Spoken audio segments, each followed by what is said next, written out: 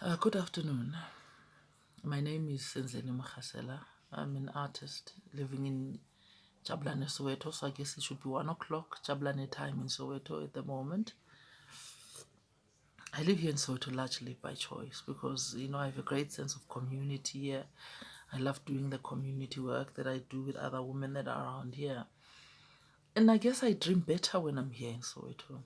It's a lot of the work that I'm doing now, which I believe is very important to me as an artist. It's just because I'm here. You know, um, I can walk around here, I can talk to people, and I certainly go through a lot of things here. From having witnessed service delivery protests um, to look to being there when people are getting evicted, to changes here in Soweto, to building of new structures.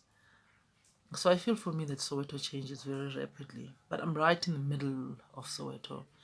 And where I'm shooting this is my working space. So I sleep here again, and it's also my place of dreams. Um, I work from home because making images and or making historical documents, because this is what we do as artists. Um, it's all done here. Um,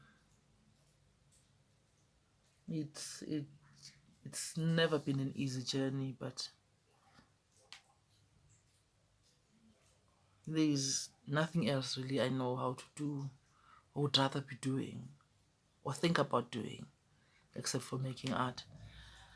Um, I'm going to be making a series of videos for the internet. I'm near the end of my project, which is called Ijeremani Lam, Waiting for Kebane, which I started in 2013, 1 October.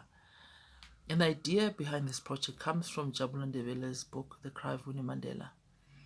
It's a book that tells the story of four women whose husbands leave them for various reasons or under various circumstances. And because they're so traumatized, they end up having an imaginary conversation with Winnie Mandela, who waited very painfully, very publicly for 27 years for Nelson to return. And of course, when I was a teenager, we all joined in that wait for Nelson until he eventually left prison in 1990. Um, so I think thinking about that weight and going through other weights in mythology and thinking about how women generally wait or are expected to wait, then I formulated this new narrative around Theodora who waits for Kebane. Kebane comes to Joburg and disappears in the system. And I guess in coming in Theodora also making this journey to come and live here in Soweto, she also, in a way, looks for Kebane. I guess for people who know what the duke and the dress, the head, what I'm wearing here, and the dress, which is what I have here, and which you can see on my Instagram and on my Facebook pages, they understand that I must be attached to a man because otherwise I wouldn't dress like that. Because it's also certainly not a modern dress. It's not It's not very fashionable, and it's not something that I would wear.